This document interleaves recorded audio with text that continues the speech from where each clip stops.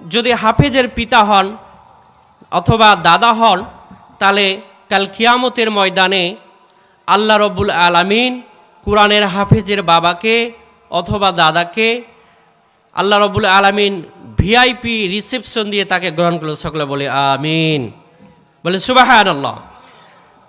কাল কিয়ামতের ময়দানে কঠিন মুসিবতের সময় আল্লাহ রব্বুল আলামিন কোরআনের হাফেজের বাবাকে, কোরআনের হাফেজের পিতাকে, আলেমের বাবাকে আল্লাহ রব্বুল আলামিন ভিআইপি ভাবে গ্রহণ করবেন, এমন এক সম্মান দান করবেন যে সম্মান দিয়ে কোরআনের বাবার এবং আলেমের বাবাকে আল্লাহ রব্বুল আলামিন নূরের তাজ পরায়ে কাল কিয়ামতের ময়দানে তাদেরকে উত্তোলিত করবেন। সুবহানাল্লাহ। মানুষজন বলতে থাকবে, ইয়া রাসূলুল্লাহ, ইয়া হাবিবাল্লাহ, ওগো আল্লাহ তাআলা, কি এমন কাজ করেছিল এরা দুনিয়ার বুকে, আজকে তাদেরকে আপনি নূরের তাজ পরাইয়া দুনিয়ার বুকে তারা কি এমন কাজ করেছিল যে এই কঠিন মুসিবতের দিনে তাদেরকে আপনি নূরের তাজ পরায়ে এই জনসম্মুখে তাদেরকে উত্তোলিত করেছেন। আল্লাহ রাব্বুল আলামিন বলবেন, দুনিয়ার বুকে তারা কোরআনের হাফেজের পিতা হয়েছেন, আলেমের বাবা হয়েছেন, অর্থ দিয়ে সম্পদ দিয়ে সন্তানকে মাদ্রাসায় পড়িয়েছেন, কোরআনের হিফজ করাইছেন, কোরআন হাদিস ফিকহ শাস্ত্র শিখিয়েছেন। তাই আমি আল্লাহ তাআলা এমনভাবে খুশি হয়ে গেছি, আমি আজকে প্রতিশ্রুতিবদ্ধ হয়ে গেছি, তাদের পরে আমি রাজি হয়ে গেছি, খুশি হয়ে গেছি। এই জন্য তার বাবাকে, তার দাদাকে, তার মাকে আমি আল্লাহ তাআলা আজকে নূরের তাজ পরাইয়া এই জমিনের মধ্যে উঠাই দিয়েছি। বল আল্লাহু আকবার। তাহলে ভাইরা, এরকম গোল্ডেন অপরচুনিটি আপনার গ্রহণ করার যদি সুযোগ থাকে, আপনারা এখনই গ্রহণ করবেন। কারণ অনেকে আছে সূরা ফাতিহা ঠিকমতো পড়তে পারে না, সূরা ইখলাস, সূরা কাউসার দিয়ে সারা জীবন নামাজ পড়ল, না জানে আল্লাহ তাআলা এই 2টা সূরা 3টা সূরা নামাজ পড়ে আল্লাহ তাআলা কতটুকু তাকে পুরস্কৃত করবেন আমার জানা নাই। তো যাই হোক, এরকম অপশন যদি আপনার চলে গেছে, হয়তো সেই জামানায় শিক্ষা অর্জন করার জন্য এরকম প্রতিষ্ঠান ছিল না, আশপাশে এরকম মাদ্রাসা ছিল না, কিন্তু আলহামদুলিল্লাহ আমাদের এলাকায় এরকম সুন্দর একটি প্রতিষ্ঠান হয়ে গেছে। নিঃসন্দেহে আপনারা এই মাদ্রাসায় ভর্তি করাবেন, আর এই মাদ্রাসায় ভর্তি করে করে আপনারা কোরআনের হাফেজের পিতা যদি আল্লাহ যদি আপনাকে কবুল করে নেয়, আলেমের বাবা হিসেবে যদি কবুল করে নেয়, তাহলে অবশ্যই আল্লাহ তাআলা কাল কিয়ামতের ময়দানে আপনাকে সম্মানের ভূষণে আধিষ্ঠিত করবেন। সুবহানাল্লাহ। আল্লাহ রাব্বুল আলামিন সকলকে কবুল করি। সকলে একটু জিকির করি, লা ইলাহা ইল্লাল্লাহ।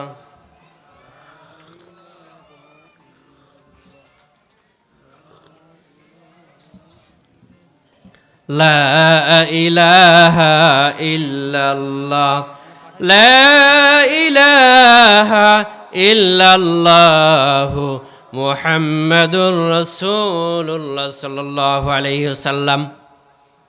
আমার ভাইরা, যেটা বলতেছিলাম, মাদ্রাসায় পড়ায় কি লাভ হয়? নেক সন্তান হচ্ছে সন্তানের জন্য সদকাতুল জারিয়া। নেক সন্তান, যে সন্তান পিতা মাতার জন্য সদকাতুল জারিয়া। এই হাদিসের মধ্যে এই ঘটনাটি এসেছে, আপনাদের একটু বলি। ওয়াকিয়ার মধ্যে এই ঘটনাটি উল্লেখ করা হয়েছে, বলা হয়েছে, একজন আল্লাহর ওলি কোন এক রাস্তা দিয়ে হেঁটে যাচ্ছিলেন। এমন সময় তিনি যেতে যেতে রাস্তার পাশে একটি কবরস্থান দেখতে পেলেন। কবরস্থান দেখার পরে এবার সে আল্লাহর ওলি একটু সেখানে থামলেন। সবার রেশানের উদ্দেশ্য করে তিনি কয়েক মর্তবা দরুদ সালাম পাঠ করলেন। কালামুল্লাহ থেকে সূরাতুল ইয়াসিন 4 কুল সহ সূরা ইখলাস সহ তিলাওয়াত করে বকশে দিলেন। এবার আল্লাহর ওলি সে গোরস্থান ছেড়ে আবার তার কার্যক্রম, তার গন্তব্যস্থলে তিনি চলে গেলেন। গন্তব্যস্থলে কাজ শেষ করার পর তিনি রাতের মধ্যে ঘুমিয়ে গেলেন। ঘুমের মধ্যে আল্লাহর ওলি এবার স্বপ্ন দেখে তিনি যে সওয়াবের রেশানি করেছেন ওই গোরস্থানের মধ্যে, কবরস্থানের মধ্যে আল্লাহ রাব্বুল আলামিন এত পরিমাণ সওয়াব দিয়েছেন, আমল দিয়েছেন যে সেই সওয়াবগুলো আল্লাহ তাআলার ফেরেশতারা পোটলা বেঁধে বেঁধে গোরস্থানের চার কোণায় বসে গিয়েছেন। সুবহানাল্লাহ। তিনি স্বপ্নে দেখছেন, স্বপ্নের মধ্যে এবার তিনি নজর করতেছেন, সবাই এত পরিমাণ আল্লাহ তাআলা সব দিয়েছেন, যার কারণে ফেরেশতারা লাইন মেনটেন করতেছে। আর ওই গোরস্থানের কবরস্থানের কবরবাসীগণ সিরিয়াল ধরে সেই সওয়াব নিতেছেন।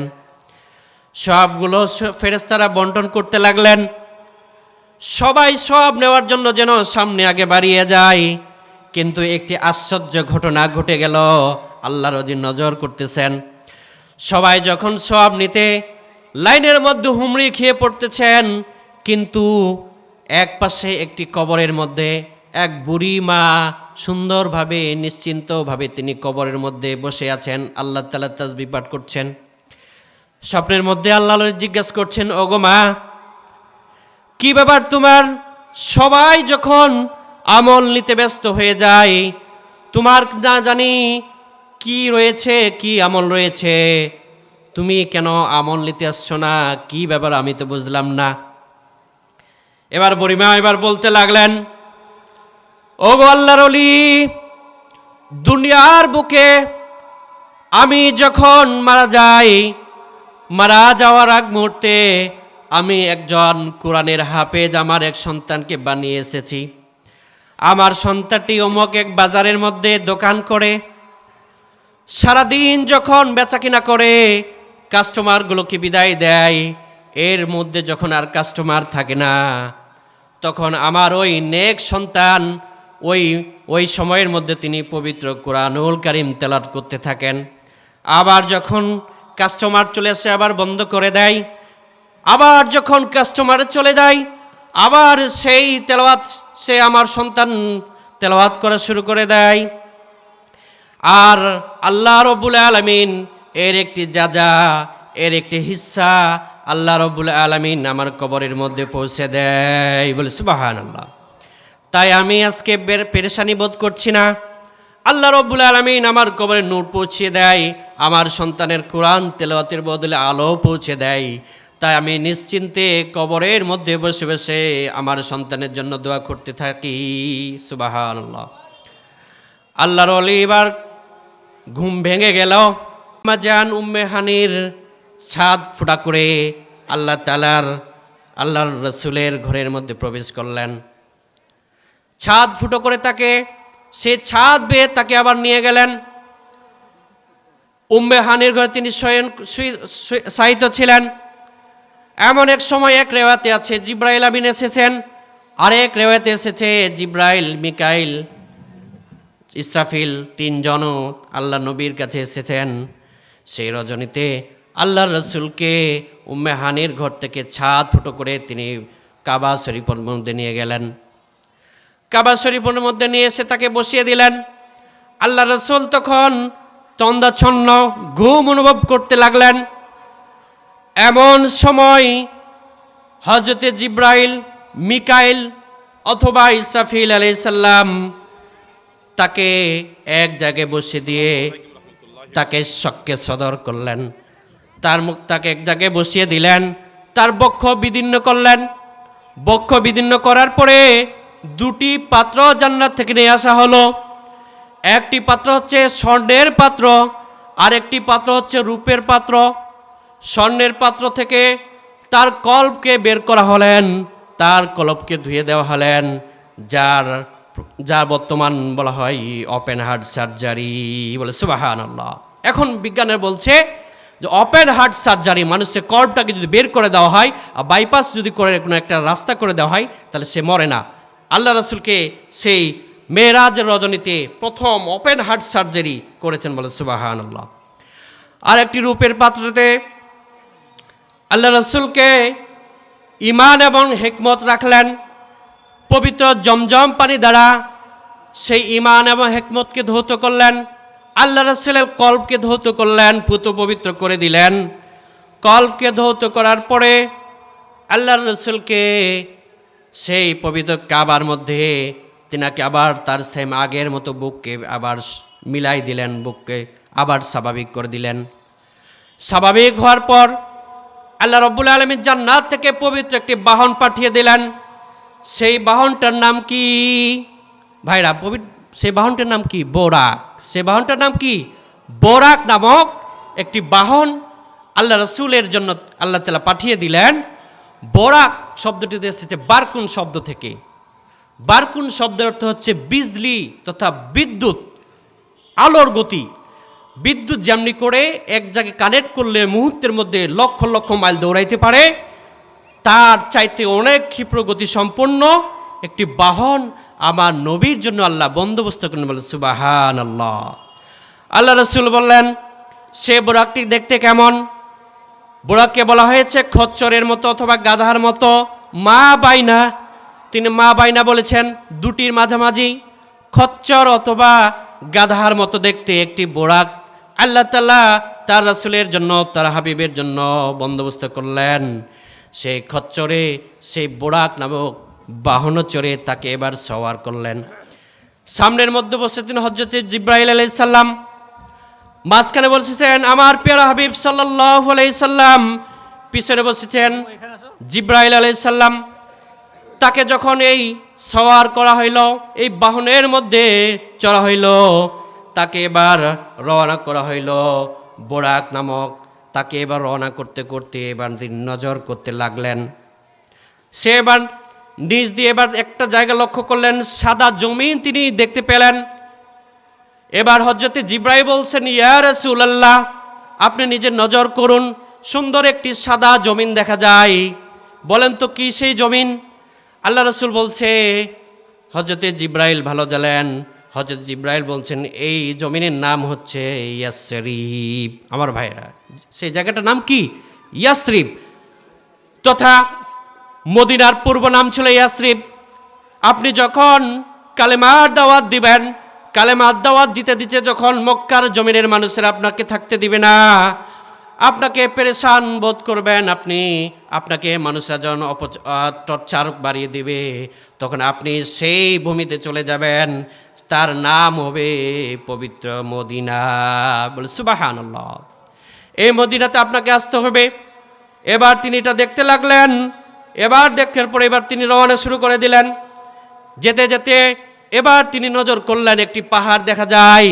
হযরত জিবরাইল বলছেন, হাজা তুর, এটা হচ্ছে তুর পর্বত। ওগো নবী, আপনি লক্ষ্য করেন, যেই পাহাড়ের মধ্যে হযরত মূসা আলাইহিস সালাম তার হাবিবের সঙ্গে, তার আল্লাহ তাআলার সঙ্গে কথা বলেছেন, এই পবিত্র সেই পাহাড়, সেই তুর পাহাড় আপনি এখানে সওয়ার করেন।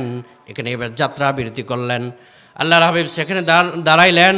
সেখানে 2 রাকাত সল্লু রাকাতাইন সলাতাই, 2 রাকাত নামাজ তিনি আদায় করলেন। এবার বোরাক আবার সওয়ার করা শুরু করলেন। বোরাক সওয়ার করতে করতে তিনি যখন এই পাহাড় অতিক্রম করলেন, পাহাড় অতিক্রম করার পর এবার আরেকটি জায়গা এবার হযরত জিবরাইল পরিচিত করা দিচ্ছেন। আল্লাহ রাসূলকে বলতেছেন, হে রাসূল, আপনি কি চেনেন এই জায়গাটার নাম কি? আল্লাহ রাসূল বলছেন, না চিনি না, কি সেই জায়গা? আল্লাহর ফেরেশতা হযরত জিবরাইল বলছেন, ওগো নবী, এই জায়গাটির নাম হচ্ছে হযরত ঈসা আলাইহিস সালামের পুণ্যভূমি, যেই ভূমিতে হযরত ঈসা আলাইহিস সালাম বাবা ছাড়াই দুনিয়াতে প্রেরণ করেছেন। বলে সুবহানাল্লাহ। আবার সেখানে তিনি নজর করলেন। সেখানে নজর করার পর তিনি এবার যেতে লাগলেন। যেতে যেতে এমন যাওয়ার সময় তাকে এবার তিনি 3টা বিষয় লক্ষ্য করলেন। একজন বৃদ্ধ ব্যক্তি তাকে সালাম দিচ্ছেন, তাকে ডাকতেছেন, তাকে বলেন, ইয়া রাসূলুল্লাহ, আপনি আমার কাছে আসেন, কথা আছে আল্লাহর হাবিবের। এবার ফেরেশতা বলছেন, তার সঙ্গে কথা বলার দরকার নাই, আপনি যেতে থাকেন। তিনি এবার যেতে লাগলেন। আবার সামনে যাওয়ার পর দেখলেন একটি বৃদ্ধ মহিলা, তাকে বলতেছেন, ইয়া রাসূল আল্লাহ, আপনার সঙ্গে আমার কথা আছে, আপনি শুনেন। হযরত জিবরাইল বলছে, তার সঙ্গে কথা বলার দরকার নাই, আপনি সামনে সওয়ার হন। এরপরে কতদূর যাওয়ার পরে তিনি এবার একটি সুন্দরী রমণী দেখতে পেলেন। সুন্দরী রমণী দেখার পরে সে এবার আরজি করছে, ইয়া রাসূলুল্লাহ, আপনি আছেন, আপনার সঙ্গে কথা আছে, মুলাকাত আছে। হযরত জিবরাইল বলছে তার সঙ্গে কথা বলার দরকার না, আপনি যেতে থাকেন। কত দূর যাওয়ার পরে এবার হযরত জিবরাইলকে বলছেন, ইয়া আখি জিবরাইল, হে ভাই জিবরাইল, এই তিনজন ব্যক্তিকে তো আমি চিনলাম না, কে সেই তিনজন ব্যক্তি? হযরত জিবরাইল বলছেন, প্রথম যেই বৃদ্ধ ব্যক্তিটি ডাকতেছিল ওই বৃদ্ধ ব্যক্তি হচ্ছেন ইবলিস, শয়তান। আপনি যদি তার ডাকে সাড়া দিতেন তাহলে আপনাকে পথভ্রষ্ট করতেন, এই জন্য তার ডাকে সাড়া দেন নাই। ভালো হয়েছে, খুব ভালো হয়েছে। তাহলে দ্বিতীয় বৃদ্ধ মহিলাটি হচ্ছে ওই পৃথিবী, যেই জমিনের মধ্যে মানুষগুলো পাপ করতে করতে দুনিয়াকে কালা করে দিয়েছে, দুনিয়ার আর শক্তি হারিয়ে ফেলেছেন, দুনিয়া আর বেশি দিন টিকবে না, দুনিয়া সব হারিয়ে তার হায়াত যেন কমে এসেছে। তাই বৃদ্ধ ঠক ঠক ঠক ঠক বুড়ির মতো তার অবস্থা হয়ে গেছে। তার মানে দুনিয়া বেশি দিন থাকবে না, কিয়ামত খুবই কাছে হয়তো বা চলে এসেছে। তাহলে তৃতীয় ব্যক্তি থেকে সুন্দর রমণীটিকে হযরত জিবরাইল বলছেন, সুন্দরী রমণী হচ্ছে ওই সেই রমণী, দুনিয়ার সেই চাকচিক্য, দুনিয়ার সেই মায়া মোহব্বত, দুনিয়ার সেই লোভ লালসা, আপনি যদি তার ডাকে সাড়া দিতেন তাহলে দুনিয়ার যত মানুষগুলো রয়েছে সব খারাপ কাজে লিপ্ত হয়ে যেত, খারাপ কাজ করতেন আর দুনিয়ার ফিতনা ফাসাদে লিপ্ত হয়ে যেত। এই জন্য আপনি তার ডাকে সাড়া দেন নাই, এই জন্য ভালো হয়েছে। আপনি যদি তার ডাকে সাড়া দিতেন তাহলে দুনিয়ার সব মানুষ খারাপ কাজে লিপ্ত হয়ে যেতেন। বলে নাউজুবিল্লাহ। এই তিনজন ব্যক্তির হালত হযরত জিবরাইল আমিন বর্ণনা করলেন। এরপরে আবার আল্লাহ রাসূল সাল্লাল্লাহু আলাইহি সাল্লাম তিনি এবার সামনে এগোতে লাগলেন, বোরাক যেতে লাগলেন। যেতে যেতে এবার তিনজন ব্যক্তি তাকে সালাম প্রদান করলেন। একজন ব্যক্তি বলছেন, আসসালামু আলাইকা ইয়া রাসূলুল্লাহ। আরেকজন বললেন, আসসালামু আলাইকা ইয়া আউয়ালুন নবী। আরেকজন বললেন, আসসালামু আলাইকা ইয়া আখিরুন নবী। আল্লাহ রাসূল এবার সালামের জবাব দিলেন, তাকে দেখতে পেলেন না, তাদেরকে চিনতে পারলেন না। তিনি যেতে লাগলেন, হযরত জিবরাইল আলাইহিস সালামকে বলতে লাগলেন, ইয়া আখি জিবরাইল, ইল্লাল্লাহু মুহাম্মাদুর রাসূলুল্লাহ সাল্লাল্লাহু আলাইহি সাল্লাম। আবার বোরাক যেতে লাগলেন। বোরাকে সওয়ার হতে আমার নবী আল্লাহর তাআলা দিদারের জন্য যেতে লাগলেন। যেতে যেতে এবার তিনি নজর করতেছেন কতগুলো মানুষকে ফেরেশতারা লোহার হাতুড়ি দিয়ে মাথায় আঘাত করতে লাগলেন। লোহার হাতুড়ি দিয়ে তাদের মাথায় আঘাত করতেছে আর তারা চিৎকার করতেছে, মাথা চৌচির হয়ে যাচ্ছে। আবার আল্লাহ তাআলার হুকুমে আবার তাদের মাথা ঠিক হয়ে যায়। আমার হাবিবের প্রশ্ন করলে, এরা কারা? হযরত জিবরাইল বলছেন, আপনি সামনে যেতে লাগেন, সামনে এগোতে থাকেন। এবার তিনি আরেকটি ঘটনা লক্ষ্য করলেন, একটি বিষয় নজর করতে লাগলেন। এবার দেখা যায় একদল নারী, উলঙ্গ মহিলা, তাদেরকে জাহান্নামের বিশাল এক অগ্নিকুণ্ডলের মধ্যে তাদেরকে ফেলে দেওয়া হচ্ছে। আবার সে অগ্নিকুণ্ডল তাকে এমনভাবে তাদেরকে আবার আগুনের স্ফুলিঙ্গ তাদেরকে আবার উপরে ফেলে দিচ্ছে, আবার নিচু যাচ্ছে। এমনি করে তারা যেন আগুনের মধ্যে দোল খাচ্ছে, ফুটবলের ন্যায় ঘুরতে থাকছে। আবার আমার হাবিব জিজ্ঞেস করলেন, কারা এই ব্যক্তিকে, এই নারী? আমার হযরত জিবরাইল বলছেন, আপনি এগোতে থাকেন, সামনে এগোতে লাগেন। এমন সময় তিনি আবার নজর করতে লাগলেন, এক ব্যক্তি ফসল ফলাচ্ছেন, আবার সেগুলো গাছে রূপান্তর হয়ে যায়, ফসল হয়ে যাচ্ছে, ফসল পেকে যাচ্ছে, আবার এগুলো কাটেন, আবার ফসল ফলাচ্ছেন। আমার নবী আবার প্রশ্ন করলেন, হযরত জিবরাইল বলছেন, আপনি সামনে এগোতে থাকেন। তারপর আবার এরপরে দেখা যায় একটি রক্তের নদী প্রবাহিত হচ্ছে। রক্তের নদী প্রবাহিত হতে হতে মানুষগুলো যেন সাঁতার কাটতেছে, রক্তের নদীতে সাঁতার কাটতেছে। আবার তারা সাঁতার কেটে কেটে আবার পাহাড়ের কাছে এসে চলেছে।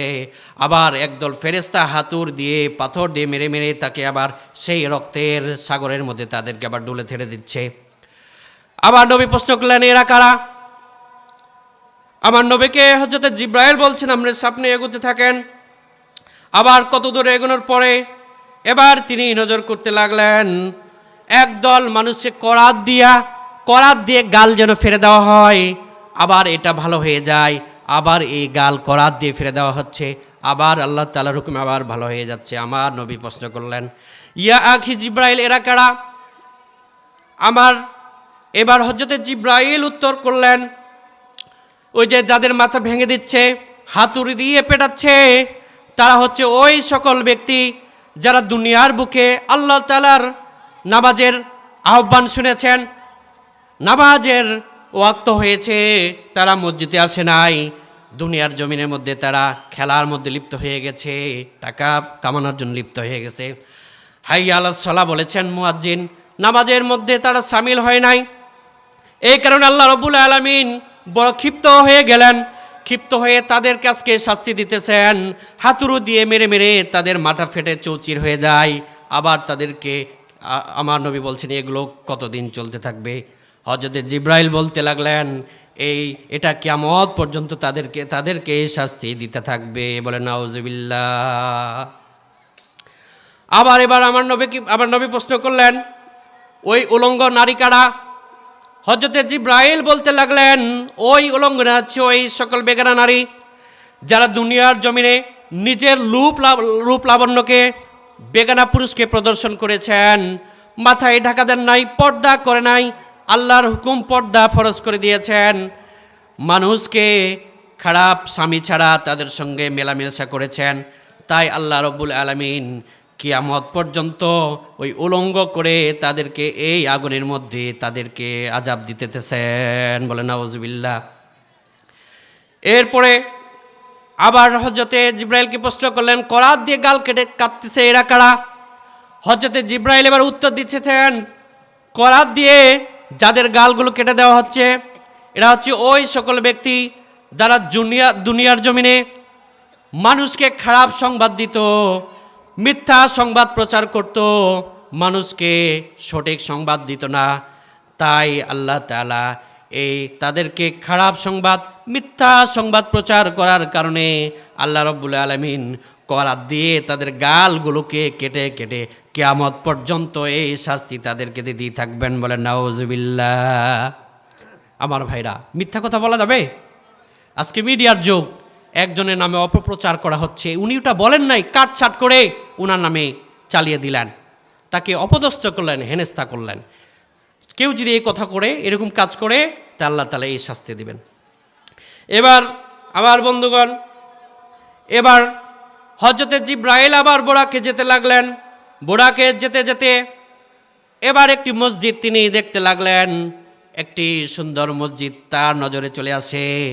হযরতে জিব্রাইল এবার বলতেছেন, ইয়া রাসূলুল্লাহ, আপনি নিচে নজর করেন, একটি মসজিদটি বলতে পারেন এটি কোন মসজিদ? আল্লাহ নবী বলছেন, আমি তো বলতে পারছি না। হযরতে জিব্রাইল বলছেন, এটা হচ্ছে সেই মসজিদ, মসজিদুল আকসা। যেই মসজিদুল আকসা বাহনে চলতে লাগলেন, উঠার পরে শরীফুল আকলাব নামক একটি জায়গা তিনি দেখতে পেলেন। সেখানে একটি আওয়াজ তিনি আল্লাহ নবী বুঝতে পারলেন, শরীফুল আকলাব তথা ভাগ্য লিপিবদ্ধ, যেখানে আল্লাহ তার সামনে প্রকাশ করলেন। এবার সেখান থেকে 50 ওয়াক্ত নামাজ নিয়ে আমার নবী হাসতে হাসতে এবার জমিনে নামতেছেন। ষষ্ঠ আসমানে এসে হযরত মূসার সঙ্গে দেখা হয়ে গেল। হযরত মূসা বলছে, হে মুহাম্মদ, হে ভাই মুহাম্মদ, তোমার এত খুশির কারণ কি? আমার রাসূল বলছে, আমার আল্লাহ তাআলা আমাকে সব দেখিয়েছেন, আর উপহার হিসেবে আমাকে 50 ওয়াক্ত নামাজ দিয়েছেন, তা আমি খুশিতে আত্মহারা হয়ে গেছি, তাই আমি হাসতেছি। এবার হযরত মূসা বলছে, ইয়া রাসূলুল্লাহ, হে ভাই মুহাম্মদ, আমি আমার উম্মতকে চিনি, তোমার উম্মত হবে শেষ জামানের উম্মত। 50 ওয়াক্ত নামাজ পড়ার মতো তার অবস্থা থাকবে না, তাদের ঈমান এত দুর্বল হয়ে যাবে, তারা দুনিয়া নিয়ে এত ব্যস্ত হয়ে যাবে, তারা যদি 50 ওয়াক্ত নামাজ পড়ে তারা আর অন্য কিছু তারা করতে পারবে না, তারা এটা পারবে না। ভাই তুমি আমার কথা শোনো, এবার তুমি আমার আল্লাহর কাছে ফিরে যাও, আল্লাহ তাআলা যেন এটাকে আরেকটু কনসিডার করেন, একটু কমিয়ে দেন। এবার এই কথা শোনার পরে আমার নবী আবার আল্লাহ তাআলার কাছে গেলেন। গিয়ে এবার আমার নবী আরজি করলেন, ইয়া আল্লাহ তাআলা, আমার উম্মত হবে বড় দুর্বল, তারা 50 ওয়াক্ত নামাজ তারা পড়তে পারবে না, আপনি একটু কমাই দেন। আল্লাহ বলছে, যা কমিয়ে দিলাম। আমি এবার 45 করে দিলাম। আবার হযরত মূসার কাছে আসলেন, আমার নবী হাসতে হাসতে বললেন, হে ভাই মুসা, আল্লাহ তাআলা তো কমাই দিয়েছেন। বলছে কত করছে? কত 45। আমার হযরত মুসা বলছেন, না না ভাই 45 তো পারবে না, তুমি আবার যাও। আবার এমন করে আবার গেলেন আমার নবী 40, আবার 35, আবার 30, 25, এরপরে 15, তারপরে 10, তারপরে 5 ওয়াক্ত যখন হয়ে যায়, এবার আমার নবী হাসতে হাসতে আবার হযরত মুসার ষষ্ঠ আসমানে এসে পৌঁছায়। হযরত মুসা বলছে, ভাই মুহাম্মদ, আমি আমার উম্মতকে চিনি, তোমার উম্মতকে চিনি, তাদের জন্য এই 5 ওয়াক্ত নামাজ পড়া বড় কষ্টকর হয়ে যাবে, তুমি এবার আরেকটু যাও। আমার নবী বলছে, ভাই মুসা, আমি অনেক গেলাম, আমাকে বড় শরম লাগে, বড় লজ্জা লাগে, আমি আর আল্লাহ তাআলার কাছে আর যেতে চাচ্ছি না। তখন ভাই হযরত মুসা বলছে, আচ্ছা ঠিক আছে, দেখি আল্লাহ কি করেন, আল্লাহ যদি তাদেরকে জন্য হেদায়েত দেন, 5 ওয়াক্ত নামাজ পড়ার তৌফিক দেন। এবার আমার নবী হাসতে হাসতে দুনিয়ার জমিনে প্রবেশ করলেন। 5 ওয়াক্ত নামাজ এই মেরাজের রজনী থেকে নিয়ে আসলেন। এই 5 ওয়াক্ত নামাজ আমার নবীর উম্মত আমরা পড়তে বড় গাফিলতি করি। কেউ পড়ি 4 ওয়াক্ত, কেউ পড়ি 3 ওয়াক্ত, কেউ আবার 1 ওয়াক্ত, কেউ আবার কোনো ওয়াক্ত নাই। আছে কিনা ভাই? আছে না? আছে, অনেক আছে। তো এই 5 ওয়াক্ত নামাজ কেউ যদি পড়ে, আমার নবী ঘোষণা দিচ্ছেন, আমার আল্লাহ বলতেছেন, আমার এক কথা এক কাজ, আমার বান্দা যদি দুনিয়ার বুকে 5 ওয়াক্ত নামাজ কায়েম করে, জামাতের সহিত সালাত আদায় করে, তাহলে আমি আল্লাহ রাব্বুল আলামিন সেই 50 ওয়াক্ত নামাজের সওয়াব আমি তার আমল নামায় দিয়ে দিব। বলে সুবহানাল্লাহ। 5 ওয়াক্ত নামাজ কেউ যদি পড়ে, আমার আল্লাহ বলছে, ওই যে প্রথম দিয়ে 50 ওয়াক্ত দিয়েছিলাম, ওই 50 ওয়াক্ত নামাজ আমি আমার বান্দার আমল নামায় নিব। সুবহানাল্লাহ। তাহলে 1 ওয়াক্ত নামাজ পড়লে আমাদের আমল নামায় আল্লাহ তাআলা 10 ওয়াক্ত নামাজের সওয়াব দিবেন। তাহলে ভাই আপনারা নামাজ পড়বেন তো? আল্লাহ রাব্বুল আলামিন সকলে তৌফিক দিন, সকলে বলি আমিন। এইবার হযরতে মূসা আলাইহিস সালামের সঙ্গে বিদায় নিয়ে আমার আল্লাহ তাআলা, আল্লাহর নবী সাল্লাল্লাহু আলাইহি সাল্লাম জমিনে আসলেন। জমিনে আসার পর এইবার এই কথা বর্ণনা করতে লাগলেন যে আমি এমন এক জায়গায় গিয়েছি যে এই রাত্রিকালীন এক ভ্রমণ করেছি। রাত্রিকালীন ভ্রমণ করার পরে আমি জান্নাত দেখেছি, জাহান্নাম দেখেছি, আল্লাহর সঙ্গে আমার দিদার হয়েছে। এই কথা শোনার পরে এবার আবু জাহেল বলতেছে, ইয়া মুহাম্মদ, তুমি কি পাগল হয়ে গেছো নাকি? আসলে তুমি এতদিন মনে করতাম তুমি তো পাগল, এখন তো বলছি তোমার আসলে স্ক্রুপ ঢিলা হয়ে গেছে, তুমি এখন ফুলফিল পাগল হয়ে গেছো, কেমনে সম্ভব? মানুষ কি এক রাতে এক আসমান থেকে 7 আসমান, সেখান থেকে সিদরাতুল মুনতাহার, সেখান থেকে কলবের জিন্দেগি, তারপরে কলম, তারপর সে আজিম, এটাকে 4টিখানি কথা, এক রাতের মধ্যে কেমনে এটা সম্ভব? হযরত এবার আল্লাহ তাআলার নবী এগুলো বর্ণনা করতে লাগলেন। এবার আবু জাহেল এগুলো উপহাস করতে লাগলেন। এবার আবু জাহেল বলছে, পাইছি, এইবার একটা ভালো পয়েন্ট পাইছি, মুহাম্মদকে ঘায়েল করার একটা ভালো পয়েন্ট পাইছি। এবার তার একটা সাগরিদকে বলছে, যা এবার আবু বকরের কাছে পৌঁছে দাও যে তোমার নবী এতদিন তো আমি পাগল বলতাম, এখন ফুলফিল পাগল হয়ে গেছে। কেন? বলছে তিনি নাকি একই রাত্রে জান্নাত দেখছেন, জাহান্নাম দেখছেন, আল্লাহর সঙ্গে কথা বলছেন, সবগুলো দেখে আবার তিনি আবার নাকি এই রাতে আবার ফিরে এসছেন। হযরত আবু বকর বলছে, আমার নবী কি এটা বলেছে, এটাকে তুমি শিওর বলছো? হ্যাঁ, তিনি বললেন, আমি শুনলাম। বলছে, আমার নবী যেহেতু বলেছে তাহলে তিনি ঠিকই বলেছেন, আমি নির্দ্বিধায় এটা মেনে নিলাম। বলে সুবহানাল্লাহ। সেই থেকে তার নাম হচ্ছে হযরত আবু বকর সিদ্দিক। সিদ্দিক শব্দ হচ্ছে সত্যবাদী, সত্যকে সাক্ষ্য দেওয়া। এবার সেই নেতা ফিরে এসে বলছে যে, নেতা, কাজ হইল না। কি হয়েছে? আমি তো বললাম, হযরত আবু বকর তো এটা মানলো না। তিনি বলছেন, হ্যাঁ, নবী যেহেতু বলেছে এটা ঠিকই বলেছেন। কোথায় কাম হয়েছে না? তাহলে আবার বুদ্ধি বের করতে হবে। এবার মুহাম্মদ রাসূলুল্লাহ সাল্লাল্লাহু আলাইহি সাল্লামকে প্রশ্ন করতে লাগলেন, ইয়া রাসূলুল্লাহ, হে আল্লাহর নবী, তুমি তো মনে করছো সব কিছু দেখলা, মসজিদে হারাম থেকে মসজিদের আকসা আল্লাহ তোমাকে ভ্রমণ করিয়েছেন, তোমাকে আমি পরীক্ষা নেব।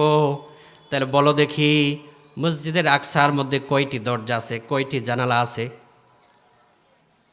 এটা কি আপনারা যখন মসজিদে যান, ভাইরা প্রত্যেক দিন নামাজ পড়েন, মসজিদের মধ্যে কয়টি জানালা, কয়টি দরজা, কয়টি শিক আছে, এগুলোকে আপনি লক্ষ্য করেন? লক্ষ্য করেন? এটা লক্ষ্য করার কথা না। আপনি সেখানে নামাজ পড়তে যান, আমার নবী সেখানে গেছেন, নামাজ পড়িয়েছেন, ইমামতি করেছে, এগুলো তো জানার কথা না। এবার নবীজি টেনশনে পড়ে গেলেন, মারাত্মক একটি প্রশ্নের সম্মুখীন হয়ে গেলেন। আমার আল্লাহ বলছে, তোমার বন্ধু আমার হাবিব, তোমার কোনো টেনশন নাই, তোমার কোনো ভয় নাই। হজরতে জিব্রাইল আলাইহিস সালামকে পাঠিয়ে দিলেন, যাও যাও আমার নবীর সামনে মসজিদুল আকসাকে এইভাবে করে আমার নবীর সামনে তুমি ধরে দাও, প্রদর্শন করো, এইভাবে ধরে থাকো। নবী এবার দেখতে লাগলেন মসজিদে আকসা তার সামনে যেন ক্যামেরার মধ্যে করে ধরে থাকা হয়। হজরতে জিব্রাইল দেখাচ্ছেন, আর আমার নবী যেন দেখে দেখে বলছেন যে মসজিদে আকসার মধ্যে এতটি দরজা, এতগুলো জানালা, এতগুলো শিক আছে। এবার আবু জাহেল বলছে, খাইছে রে, এই প্রশ্ন তো ফেল খাইলাম, এগুলো বলে দিচ্ছে। উনি যেন দেখে দেখে বলছে, আসলে তিনি তো দেখেই বলছেন। এগুলো দেখাচ্ছেন কে? আমার ভাইয়ের কথা দেখাচ্ছেন কে? আমার আল্লাহ তাকে দেখাচ্ছেন। এবার তিনি দেখে দেখে বলতে লাগলেন, এতগুলো দরজা, এতগুলো জানালা। এবার আবু জাহেল আবার সেই প্রশ্নের মধ্যে ফেল হয়ে গেল। এবার আমার নবী এবার প্রমাণস্বরূপ বলতেছেন, আমি যখন দুনিয়ার জমিনে মসজিদের আকসার মধ্যে যখন প্রেরণ করি, দুইটি দলকে আমি নজর করেছি, আমি দুইটি দলকে দেখতে পেয়েছি। আমি যখন এই বাহন করে দুনিয়ার জমিনে আসি, দুইটি দলকে আমি দেখতেছিলাম। একটি দল তারা ঘোড়া নিয়ে সওয়ার করতেছিলেন, তাদের কাছে কিছু খাওয়ার পানি ছিল, খাওয়ার পানিটা ছিল, এই পানিটা আমি একটু পান করেছিলাম, পানি পান করেছিলাম। এরপর তারা এই পানিকে তালাশ করতেছিল। এরপরে আরেকটি দল আমি লক্ষ্য করি, যেই দলটি একটি ঘোড়া ছিল, ঘোড়ার মধ্যে 3টি বস্তা ছিল, বলা হয়েছে বস্তার মধ্যে 3টি কালার ছিল, 3টি রং ছিল, একটি হচ্ছে কালা, একটি সাদা, একটি হচ্ছে লাল। 3 কালারের ঘোড়া, এই বস্তা নিয়ে 3 সওয়ার হচ্ছিলেন ওই ঘোড়াটি। আল্লাহ রাসূলের এই বাহন যখন নিচে নামে, সেই বাহনের শব্দের কারণে ওই ঘোড়াটি মৃত্যু হয়ে যায়। এরপরে তিনি এই দুটি দলের কথা বললেন।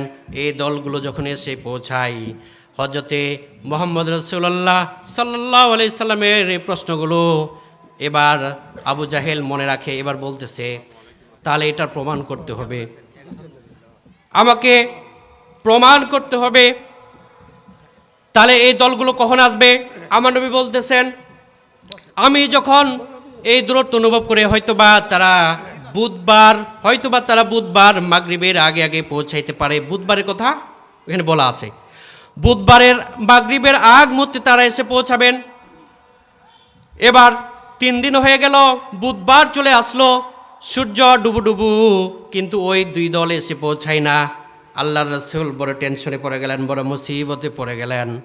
এবার আল্লাহ তাআলার কাছে সিজদায় পড়ে গেলেন। আমার আল্লাহ বলছে, তোমার কোনো ভয় নাই হাবিব, তোমার কোনো চিন্তা নাই, আমি তোমার সঙ্গে আছি। এবার সূর্যকে আল্লাহ তাআলা স্থির করে দিলেন, সূর্য যেন ডুবেও না, আবার অস্তও যায় না, স্থির হয়ে গেলেন। এবার কাফিরা দেখতেছে, হাই হাই, সূর্য দিয়ে ডুবু ডুবু, কিন্তু ডুবছে না কেন, আর কাফিলাও আসতেছে না। তখন যখন ওই কাফেলাগুলো আসা শুরু করলো, অনেকক্ষণ আসার পর সূর্য যখন ওই কাফেলাগুলো এসে যখন পৌঁছায় যায়, সূর্য এবার ডুবে গেল। এবার নজর করতেছে, কাফেলাগুলো এসে হাজির হয়ে গেল। এবার 2টি ঘটনার কথা এবার আল্লাহ নবীর সামনে উপস্থাপন করতে লাগলেন। এবার কাফের জিজ্ঞেস করছে, আবু জাহেল জিজ্ঞেস করছে, তোমাদের দলে নাকি পানি পান করেছিলেন? বলছে, কে বলছে? উনি এবার বলেন, অন্যজন বলছে, নবী বলেছেন। হ্যাঁ হ্যাঁ, আমাদের দলের মধ্যে আমরা যখন আসতেছিলাম এমন সময় কে জানি আমাদের দলের পানিটা পান করে ফেলে। আরেক দলকে জিজ্ঞাসা করছে, তোমাদের ঘোড়া নাকি অমুক জায়গা নামক স্থানে মৃত্যুবরণ করে একটা আওয়াজে? আমরা শুনছিলাম বিকট এক আওয়াজের কারণে আমাদের ওই সওয়ারটা, ওই ঘোড়াটা মৃত্যুবরণ করে, কিন্তু আমরা সেই আওয়াজ শুনতে পেয়েছি, কিন্তু আমরা তাকে দেখতে পাই নাই, ওই সাউন্ডটাকে আমরা অনুভব করেছি কিন্তু দেখতে পাইনি। বলছে, কে বলছেন? বলছে, বিশ্বনবী বলেছেন। কিন্তু এই আবু জাহেল বিশ্বাস করছে না। এই ঘটনা যখন তারা শুনলেন, তার আশ্চর্য হয়ে গেলেন। আশ্চর্য হওয়ার পর সবাই যারা সেখানে উপস্থিত হয়েছিলেন ওই মাহফিলের মধ্যে, ওই স্থানের মধ্যে সবাই কালেমা পড়ে নবীর হাত ধরে মুসলমান হয়ে গেলেন। সুবহানাল্লাহ। এরপর যখন এই ঘটনা শুনলো, আবু জাহেল বলছে আর তো উপায় নাই। তখন আরেক নেতা বলছে, নেতা এবার তো তাহলে ওই সূর্য অস্তের বিষয়টা কি করবেন আপনি, এটা কি বলবেন? তিনি বলছেন যে মুহাম্মদ জাদু করে এই সূর্যকে আটকিয়ে রেখেছেন, তাই সূর্য অস্ত হয়নি। বল নাউজুবিল্লাহ, মুহাম্মদকে জাদুকর বলেছেন। এই জন্য আমরা আল্লাহ বলছে যার নসিবে আল্লাহ তাআলা কালেমা নসিব করে নাই, যার ভাগ্যে কালেমা নসিব করে নাই, সে কোশ্চিন কালেও কালেমা গ্রহণ করবে না। নবীকে জাদুকর বলে উপহাস করলেন, ঠাট্টা করলেন। তো সম্মানিত হাজারিন, দ্বিতীয় বক্তা এসে পৌঁছে গেলেন। আল্লাহ রাব্বুল আলামিন আমার যে কথাগুলোকে কবুল করুক, আমাকে আমল করার তৌফিক দিক, আপনাদেরকে বেশি বেশি করে আমল করার তৌফিক দিক। আর আল্লাহ রাব্বুল আলামিন আমার এলেমের জন্য, এলেমের মধ্যে যেন বারাকাত নসিব করেন। আপনাদের দোয়া আমার জন্য খুব দরকার। আপনার আমার এলাকাবাসী, আপনার সন্তান, আমি আপনাদের দোয়ায় আমি এই জায়গায় এসেছি। তো যাই হোক, আল্লাহ রাব্বুল আলামিন আমার এলেমের জন্য বারাকাত নসিব করেন, আর বেশি বেশি করে কুরআন হাদিস স্টাডি করার তৌফিক দেন, আর আপনাদেরকে আমল করার তৌফিক দেন, আর আমল করে করে আল্লাহর জান্নাত যেন কামাই করতে পারে। সকলে বলি আমিন, সুম্মা আমিন। ওয়াখির দাওয়ানা আনিল হামদুলিল্লাহি রাব্বিল আলামিন, ওয়া মা আলাইনা ইল্লাল বালাগ। আসসালামু আলাইকুম ওয়া রাহমাতুল্লাহি ওয়া বারাকাতুহু।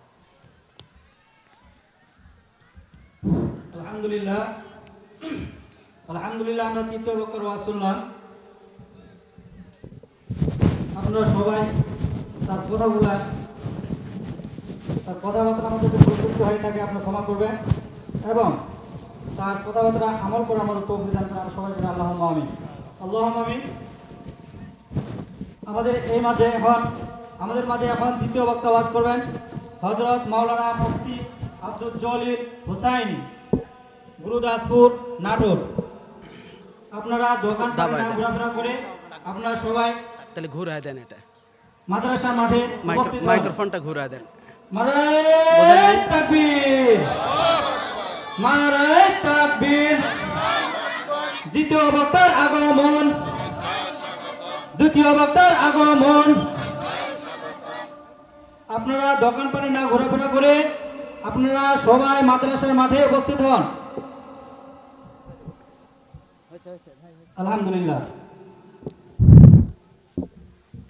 এটা নামায় নেন ভাই, হয়েছে না, আর লাগবে না, ওসা লাগবে না।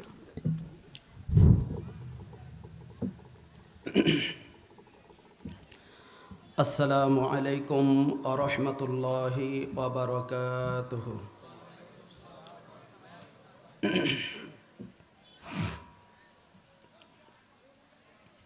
সম্মানিত দিনী ভাইয়েরা, আপনারা যারা রাস্তা